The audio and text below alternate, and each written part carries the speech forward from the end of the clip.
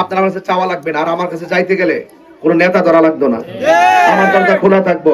নেতার পিছে ঘুরতে ঘুরতে কর্মীর অবস্থা ভয়াবহ, অথচ এমপি হওয়ার আগে কর্মীর পাওয়া যায় ধরে, কিন্তু এমপি হওয়ার পরে আর কোন মূল্যায়ন থাকে না। কিছু ফাঁকি নেতা সমাজের মানুষদেরকে বিভ্রান্ত করে কথা বলে, ঠিক না বলেন? কথা বলেন ঠিক কিনা বলেন? এই রাস্তার পরিবর্তন আপনারা বারবার প্রত্যাশা করেছেন। যতবার নির্বাচন এসেছে ততবার প্রার্থীগণ আপনাদের কাছে এসে আমি যেভাবে দাঁড়িয়েছি এইভাবে বড় বড় লেকচার দিছে, পাশ করতে পারলে একদম আপনাদের রাস্তা কালীশ্রী থেকে আমুবাগান থেকে চালিশ্রী থেকে চাঁদপুর যা আছে সবগুলো ইউরোপ বানাতে হবে, ইউরোপ। এরকম বক্তব্য আপনারা শুনছেন না? একবারে গড়াই নিয়ে খাবার দিয়ে দিব এরকম কে শুনছেন না? মানে অনেক লেকচার আপনারা শুনছেন। আপনারা যেভাবে কথাটা নেন না কেন, কথাগুলো আপনাকে মানতে হবে। আপনাদের সাথে বারবার প্রার্থীরা এসে এই আশ্বাস দিয়ে দিয়ে আপনাদের সাথে প্রতারণা করেছে, আপনাদের সাথে বিশ্বাসঘাতকতা করেছে। এই জন্য মানুষের কল্যাণে কথা বলতে গেলে জবানটার চাইতে বিশাল বড় একটা মন লাগবে, মন। কথা বলতে হবে হার্ট থেকে, কথা বলতে হবে হৃদয় থেকে। চাপাবাজি সবাই করে। এইভাবে দেখতে দেখতে আপনারা বারবার আশ্বাসকারীর কাছে বিশ্বাস হারিয়েছেন। এই জন্য আমি আপনাদেরকে বড় আশ্বাস দিতে চাই না। আমি চাই, আল্লাহ আমাকে বিবেক দিয়েছেন, আমি ধর্মীয় মূল্যবোধ নিয়ে কাজ করি। আমি 22 বছর ধরে ওয়াজ করেছি চুনারুঘাট, কারোর সঙ্গে আমি জবানের খেলাফ করি নাই, কারোর সঙ্গে আমি কষ্ট দিয়ে কথা বলি নাই। আমি নিজের প্রতি এত কনফিডেন্স, যদি আপনারা আপনাদের ম্যান্ডেট দিয়ে আপনাদের সমর্থন আর আল্লাহ পাকের অশেষ দয়ায় চা শ্রমিক মেহনতি মানুষদের সমর্থনে, সনাতন ধর্মী যারা আছেন তাদের সমর্থনে যদি আমাকে আল্লাহ পাক সুযোগ দেয়, আমার কাছে আপনার এই রাস্তাগুলো চাইতে হবে না, আমি নিজ দায়িত্বে এই রাস্তাগুলো করে দেওয়ার ব্যবস্থা। এবং পাশাপাশি এলাকায় অনেক মাদ্রাসা আছে। আমি 3টা ধাপে কাজ করার প্রতিশ্রুতি নিয়েছিলাম সেই প্রথম দিন থেকেই। এর মধ্যে 1 নম্বর রেখেছি শিক্ষাকে। ধন্যবাদ। 1 নম্বর রেখেছি শিক্ষা। শিক্ষা না থাকলে জাতি আলোকিত হতে পারে না। এজন্য শিক্ষা যদি থাকে, কাগজে কলমে শিক্ষার আগে সবচেয়ে জরুরি হলো নৈতিক শিক্ষা। এই নৈতিক শিক্ষার আলোকে যারা সভ্যতার কাগজ কলমে ইতিহাস রচনা করে, ওই মানুষটা কালীশির সমাজের সোনার মানুষে পরিণত হয়। শুধুমাত্র আমি নয়, আমি চাই আপনার সন্তান এভাবে সারা বিশ্বকে আলোকিত করবে। সেই জন্য শিক্ষা প্রতিষ্ঠান, ধর্মীয় শিক্ষা প্রতিষ্ঠানগুলোকে খুব গুরুত্ব দিতে হবে।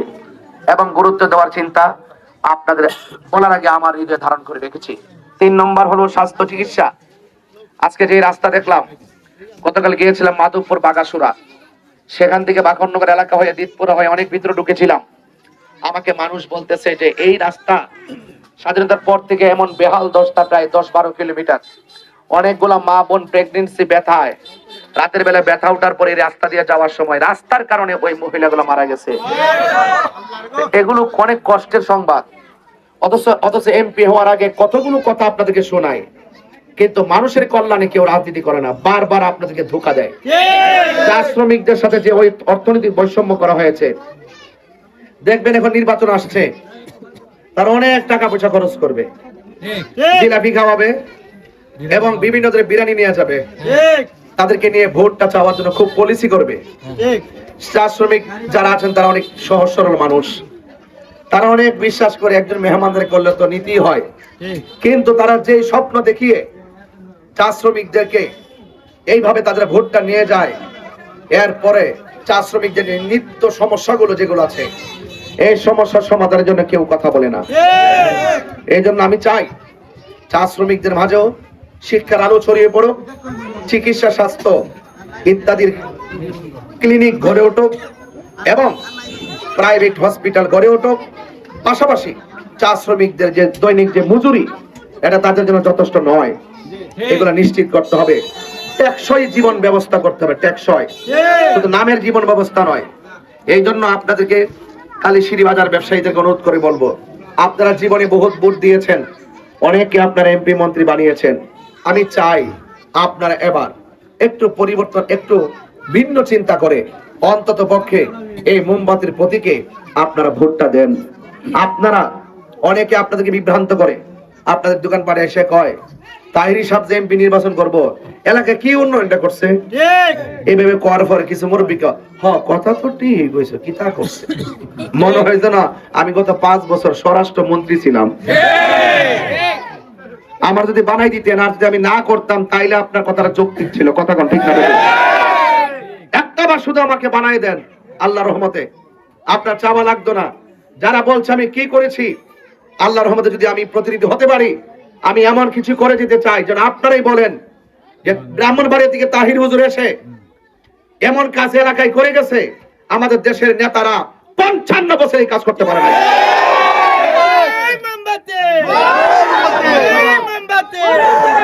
আমার জবান দিয়ে যা বলছি ইনশাল্লাহ আমি তা করব। আপনার আমার কাছে চাওয়া লাগবে না, আর আমার কাছে চাইতে গেলে কোন নেতা ধরা লাগতো না, আমার দরজা খোলা থাকবো। নেতার পিছে ঘুরতে ঘুরতে কর্মীর অবস্থা ভয়াবহ, অথচ এমপি হওয়ার আগে কর্মীর পাওয়া যায় ধরে, কিন্তু এমপি হওয়ার পরে আর কোন মূল্যায়ন থাকে না। কিছু জাতি নেতা সমাজের মানুষদেরকে বিভ্রান্ত করে কথা বলে, ঠিক না বলেন? কথা বলেন ঠিক কিনা বলেন? এই জন্য আমি, আপনারা জানেন আমি কিন্তু এই কর্মীদেরকে নিয়ে চলি, ভোটারদেরকে নিয়ে চলি। এই সমাজের মধ্যে যারা নেতৃত্ব দেয় তারা অনেকেই তাদের নীতি হারাই ফেলে, এবং আমাদের সমর্থনকারী যারা আছেন তাদের প্রতি অনেক ধরনের কথাবার্তা বলেন, বিভিন্ন হামলা মামলার হুমকি টুমকি দেখান। এগুলো দেখানোর নাম রাজনীতি নয়। রাজনীতি হবে ভালোবাসার ভিত্তিতে, কথা বলেন ঠিক কিনা? রাজনীতি হবে ইনসাফের ভিত্তিতে, ঠিক কিনা?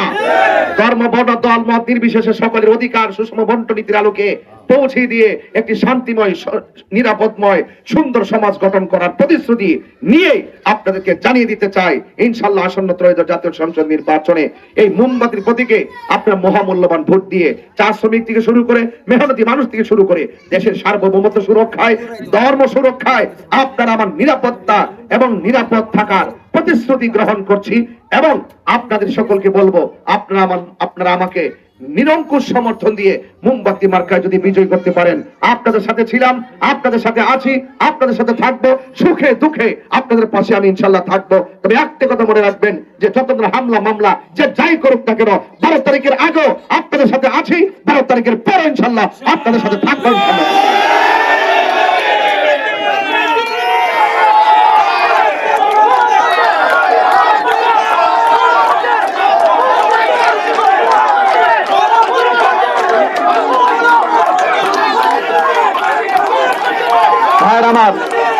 ভাইয়ের আমার অনুরোধ করে বলছি, আমাদের অনেকগুলো প্রোগ্রাম, হায়াত তো মানুষের চিরদিন থাকে না, আবার আসতে পারি কি আর পারি না জানি না। আমাদের এজেন্ট যারা আছেন, এজেন্ট এদেরকে অনেক হুমকি দেয়, কয় তাদের লিস্ট হইতেছে। এজেন্টরা আমার জিজ্ঞেস করে যে হুজুর কি লিস্ট হইতেছে? আমাকে যারা নির্বাচনে পাশ করার আগে লিস্ট করে এরা কখনো সভ্য রাজনীতিবিদ হতে পারে না। আপনি কার লিস্ট করতেছেন? আপনার ভাতিজার লিস্ট করতেছেন, আপনার রক্তের লিস্ট করতেছেন, আপনার ভাইয়ের লিস্ট করতেছেন।